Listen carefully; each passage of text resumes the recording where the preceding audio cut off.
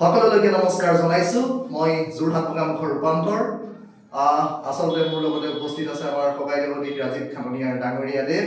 কিয়নো আজি উপস্থিত হলো ৰাজসভা ষ্টুডিঅ'ত, ৰাজসভা মঞ্চত, আৰু আমি বিশেষকৈ কালিলৈ হলিও পৰিছে।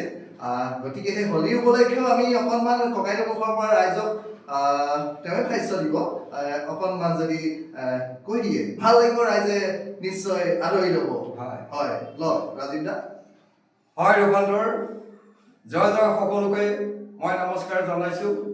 যোৰহাট জিলা বগামুখৰ মই ৰাজীৱ খাটনিয়াৰ। মই আহি আজি আমাৰ ৰাজসভাৰ মঞ্চত থিয় হ'লোঁ, কাৰণ আমাৰ এই মঞ্চখন গঢ়াৰ আজি 4 মাহ সম্পূৰ্ণ হৈছে। মাৰ্চৰ 3 তাৰিখ আমি 2025 চনৰ 3 নৱেম্বৰত এই মঞ্চখন গঢ়িবলৈ সক্ষম হৈছিলোঁ।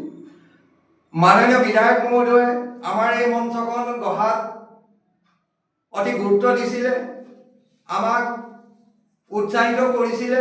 তেখেতকো এই মঞ্চৰ পৰা জয় জয় নথৈ আনন্দিত হৈ তেওঁৰ প্ৰতি শ্ৰদ্ধা নিবেদন কৰিছোঁ, নমস্কাৰ জনাইছোঁ, আৰু তথা অসমবাসীৰ ওচৰত নমস্কাৰ জনাইছোঁ। আমাৰ এই ৰাজহুৱা মঞ্চ আজি 4টা মাহ গঢ়াৰ অতিক্ৰম হোৱাত ৰাজহুৱাৰ মঞ্চৰ লগত সংগতি ৰাখি আগন্তুক দলযাত্ৰা অৰ্থাৎ ফাগুৱাৰ উপলক্ষেও সকলো অসমবাসীৰ চৰণত আন্তৰিক শুভেচ্ছা জ্ঞাপন কৰিছোঁ, নমস্কাৰ জনাইছোঁ, সকলো মৰম যাচিছোঁ, মান্য অনুসৰিও সকলোকে মৰম যাচিছোঁ, নমস্কাৰ জনাইছোঁ। সকলোৱে গ্ৰহণ কৰিব। আমি 3টা মাহত যিখিনি আমি এই মঞ্চৰ পৰাই প্ৰচাৰ কৰি গৈছিলোঁ, সকলো ভিডিঅ' সাক্ষাৎকাৰ, সকলোখিনিতে যদি কিবা ভুল ভ্ৰান্তিও হৈ গৈছিলে, সকলোখিনিয়ে আপোনালোকেই ক্ষমা মাৰ্জনা কৰি দিব। কিবা যদি ভুল ভ্ৰান্তি হৈছে আমাক শুধৰণি কৰিব। সকলোৱে আমাৰ মৰম গ্ৰহণ কৰিব। আপোনালোকেও সকলোৱে আমাৰ এই মঞ্চ গঢ়াত আগন্তুক দিনবোৰ আগুৱাই যোৱাত আমাক সঁহাৰি জনাব।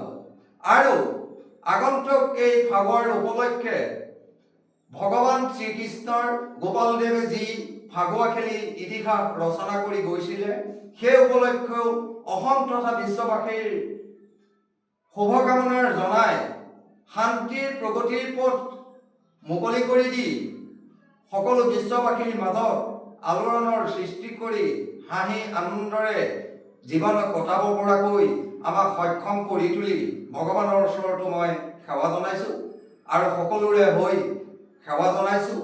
আজি বিশ্ববাসীক শান্তিৰ পথ সুগম কৰক। আমাৰ প্ৰত্যেক মানৱতাৰ মাজত ভগৱান গোপাল কৃষ্ণদেৱে থিয় দি আমাক কৃতাৰ্থ কৰক। কিবা যদি আমাৰ দায়দোষ অপৰাধ হৈ আছে, সকলোখিনি ভগৱান শ্ৰীকৃষ্ণ গোপালদেৱে ক্ষমা প্ৰাৰ্থনা কৰি দিয়ক। সকলোখিনিকে কৈ মই এই ৰাজহুৱা মঞ্চৰ 4টা মাহ সম্পূৰ্ণ হোৱাত আমি যদি কিবা ভুল ভ্ৰান্তি কৰি আপোনালোকৰ মাজত কিবা বিলাই আছিলোঁ, এই ভুল ভ্ৰান্তিখিনি আপোনালোকে নিজেই শুধৰণি কৰি আৰু আমাকো শুধৰাই দি পুনৰবাৰ নমস্কাৰ জনাইছোঁ আৰু আন্তৰিক শুভেচ্ছা জ্ঞাপন কৰিছোঁ, প্ৰণাম যাচিছোঁ। লগতে ফাগুৱাৰ ওপৰতো গোপাল কৃষ্ণদেৱৰ চৰণত সেৱা জনাইছোঁ, নমস্কাৰ। আচলতে ৰাজীৱ দায়ে যি কথা কৈ গ'ল, আমাৰ মোৰ ফালৰ পৰা ক'বলগীয়া বিশেষ একোৱেই নাই, কাৰণ দায়িত্ব তেওঁকে দিলোঁ। আপুনি বিশেষ ৰাজসভা ষ্টুডিঅ'ত হৈ কওক। আচলতে ময়ো তেখেতে যিখিনি ক'লে সেই কথাতে মই আপোনালোকক তেখেতৰ দ্বাৰাই মই জনাই মোৰ ফালৰ পৰা সেৱা জনাইছোঁ। যদি কিবাও আমাৰ ভুল ভ্ৰান্তি হৈ আছে, আপোনালোকে খালি আঙুলিয়াই দিব। আমিতো কি ক'ম, আগত মই কৈ আছোঁ, সদায় কৈয়ে থাকোঁ, আপোনালোকৰ মৰম লাগিব, আপোনালোকৰ চেনেহ লাগিব, আপোনালোকৰ আশীৰ্বাদ লাগিব। তেতিয়াহে আমি ভৱিষ্যত জীৱনত নতুন নতুন উদ্যমেৰে, নতুন নতুন সাহসেৰে, নতুন নতুন সুন্দৰ সুন্দৰ পদক্ষেপ ল'ব পাৰিম, নহয় জানো? শেষতনো কি ক'ম, ৰাজীৱ খাটনিয়াৰ ডাঙৰীয়া দেৱ আৰু মই ৰূপান্তৰ ৰাজখোৱাই আপোনালোকৰ মাজৰ পৰা, এই ভিডিঅ'টিৰ মাজৰ পৰা ইমানতে বিদায় মাগিছোঁ। ধন্যবাদ।